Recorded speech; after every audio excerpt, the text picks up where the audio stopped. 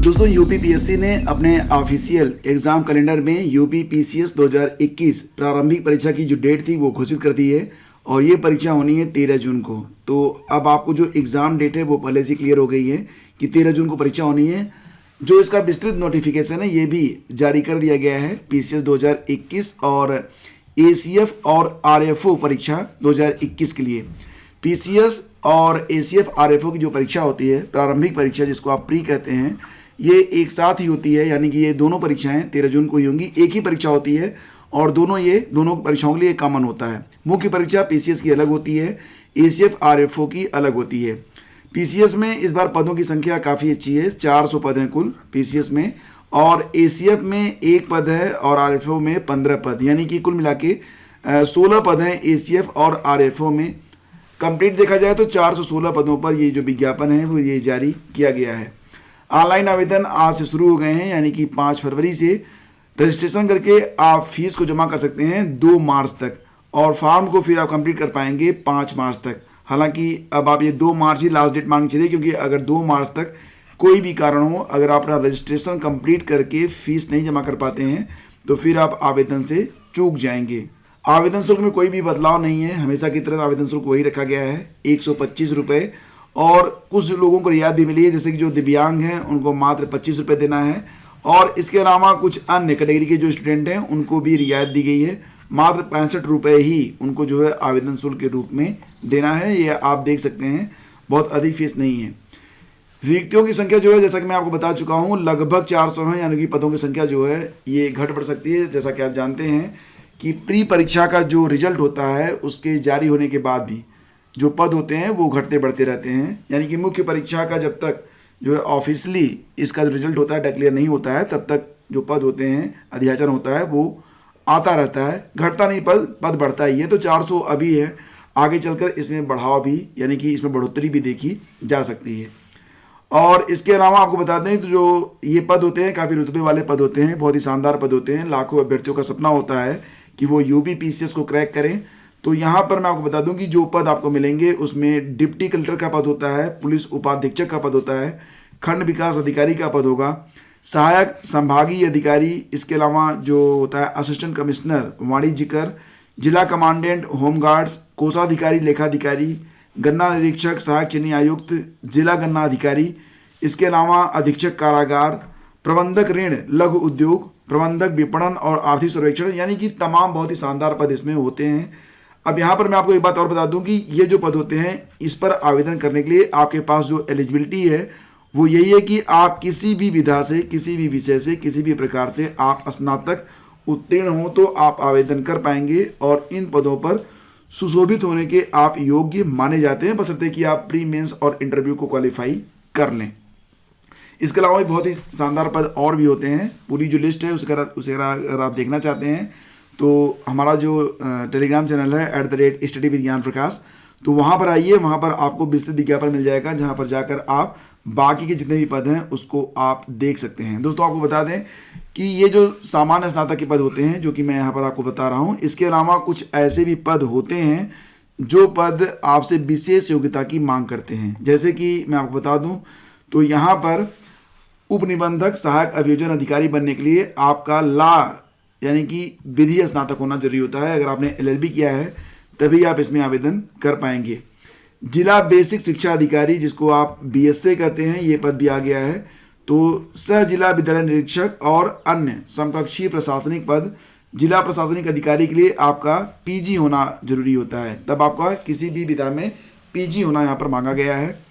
जिला लेखा परीक्षा अधिकारी के लिए आपका वाणिज्य स्नातक, यानी कि आपका बीकॉम हुआ होना चाहिए। इसके अलावा कुछ पद और भी हैं, उसके बारे में भी बात करेंगे।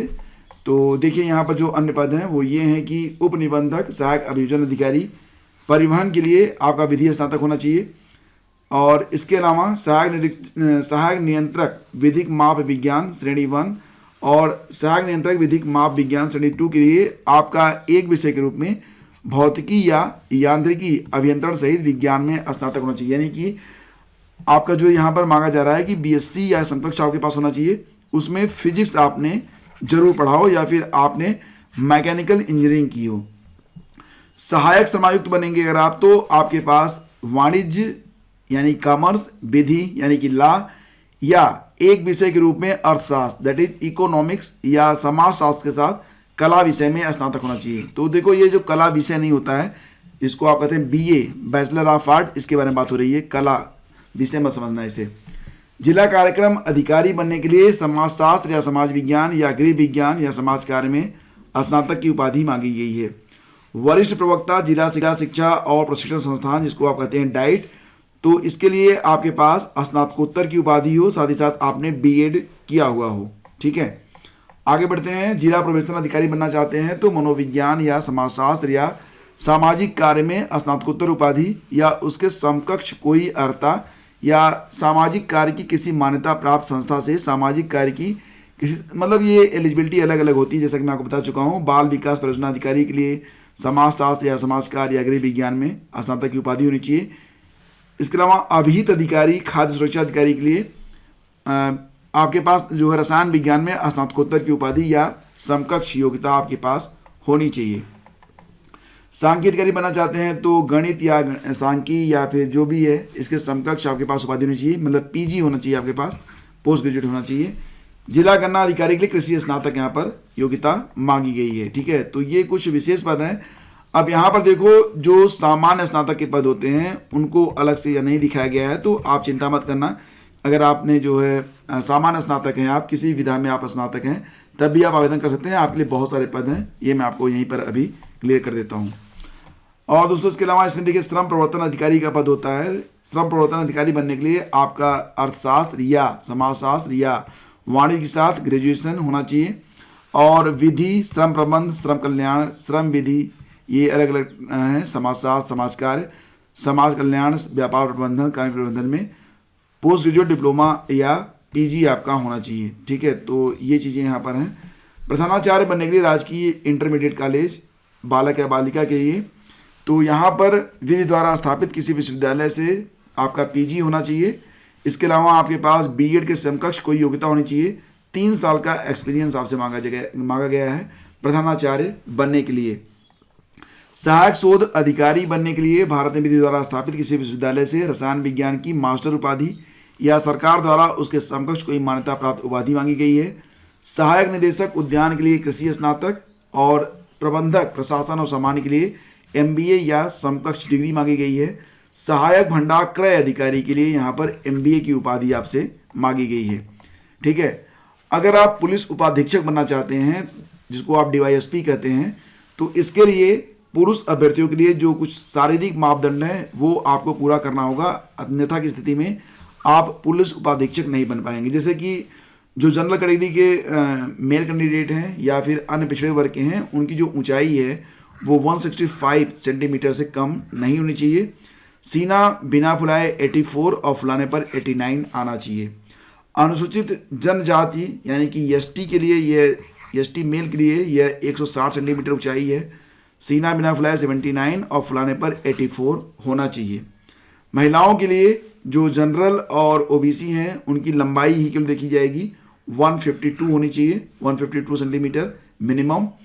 और अगर फीमेल एसटी हैं, अनुसूचित जनजातियां, तो उनकी जो लंबाई है वो 147 से कम नहीं होनी चाहिए।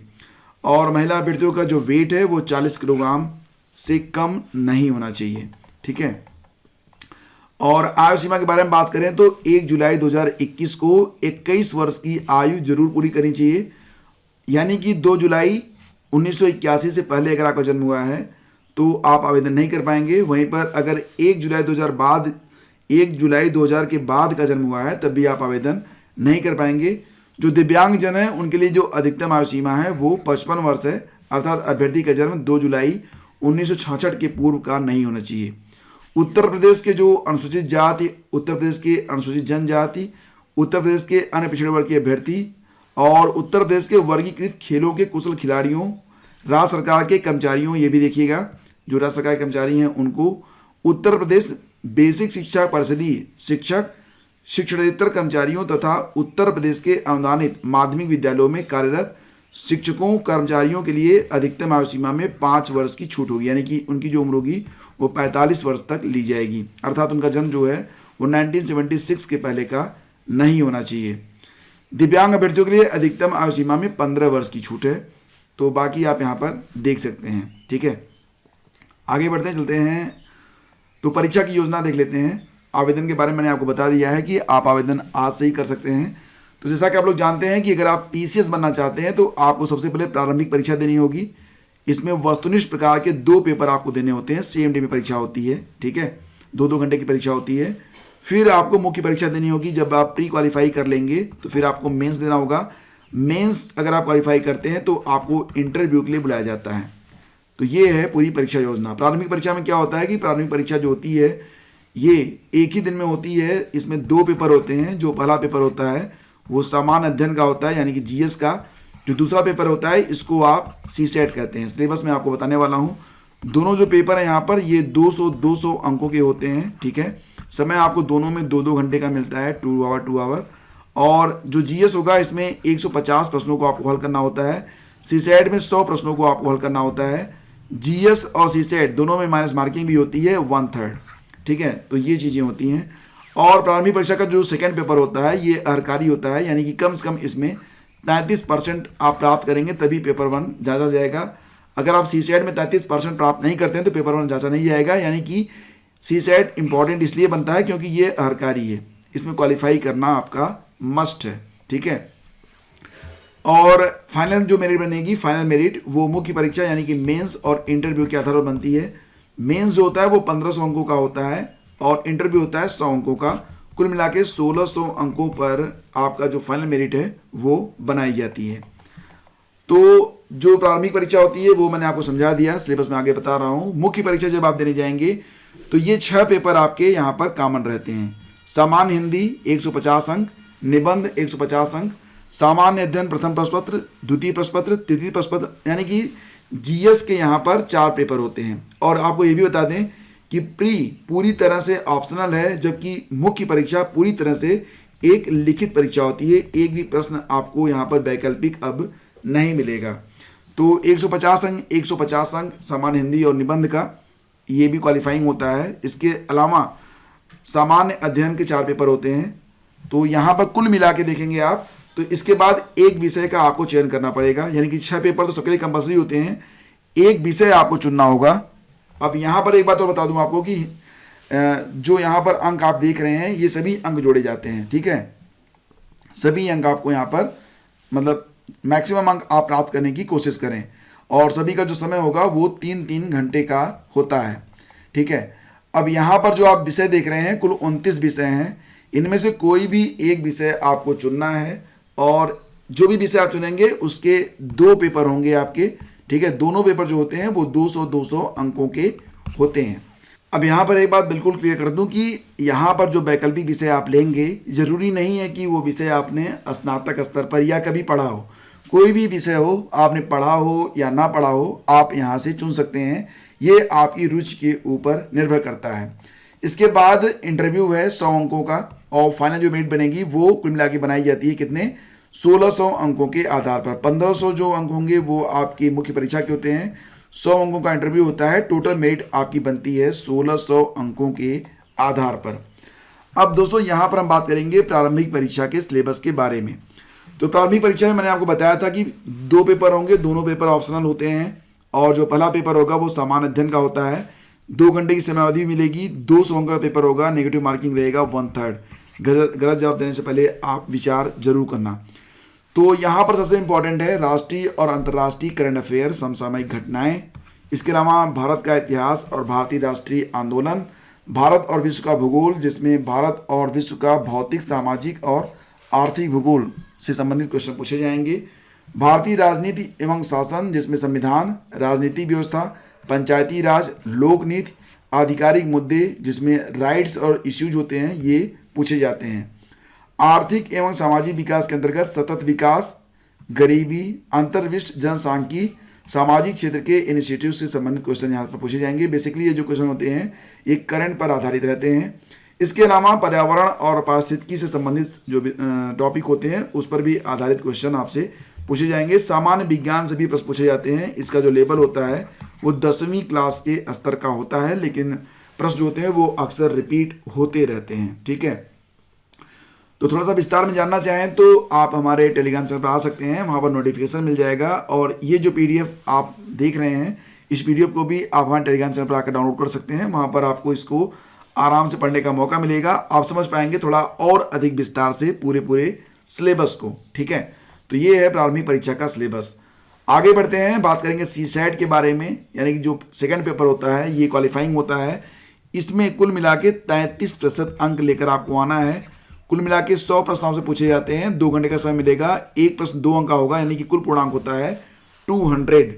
तो इसमें क्या होता है, कॉम्प्रिहेंशन यानी कि विस्तारीकरण, अंतर्वैयक्तिक क्षमता जिसमें संप्रेषण कौशल कम्युनिकेशन स्किल भी रहता है, तो तार्किक और यानी कि रीजनिंग और एनालिसिस से संबंधित क्वेश्चन होंगे, निर्णय क्षमता और समस्या समाधान प्रॉब्लम सॉल्विंग, सामान्य बौद्धिक क्षमता और प्रारंभिक गणित हाई स्कूल लेवल, सामान्य अंग्रेजी हाई स्कूल लेवल, सामान्य हिंदी हाई स्कूल लेवल और गणित ये हाई स्कूल लेवल तक का इसमें पूछा जाता है।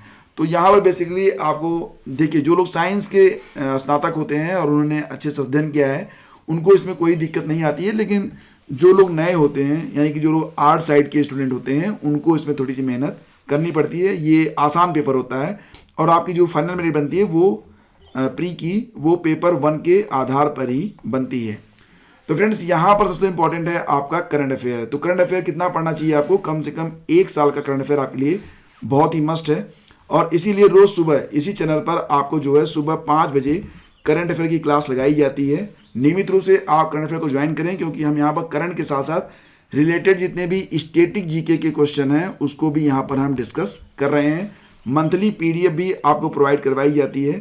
अगर आप ये PDF अगर आपने अभी तक क्लास ज्वाइन नहीं किया है और पिछले 2 महीने की PDF को यानी कि दिसंबर 2020 और जनवरी 2021 का जो PDF है, जो इसकी ई बुक है, बहुत ही अच्छी ई बुक है। इसे अगर आप परचेज करना चाहते हैं तो आप वीडियो का डिस्क्रिप्शन चेक कर सकते हैं। तो दोस्तों यहाँ पर अगर आपको अभी भी कोई कन्फ्यूजन है तो आप कमेंट करिएगा। मैं पूरी कोशिश करूँगा कि आपके मन में कोई भी कन्फ्यूजन न रहे। और परीक्षा जो होनी है ये 13 जून को होनी है, मैं आपको बता चुका हूँ। यानी कि समय आपका पल पल कम होता जा रहा है, आपका काउंटडाउन स्टार्ट हो गया है। तो बने रहिए हमारे साथ और लगे रहिए तैयारी में। इस बार मंजिल को फतह जरूर करना है। मिलेंगे हम आपसे अगले वीडियो में, तब तक के लिए बेस्ट ऑफ लक।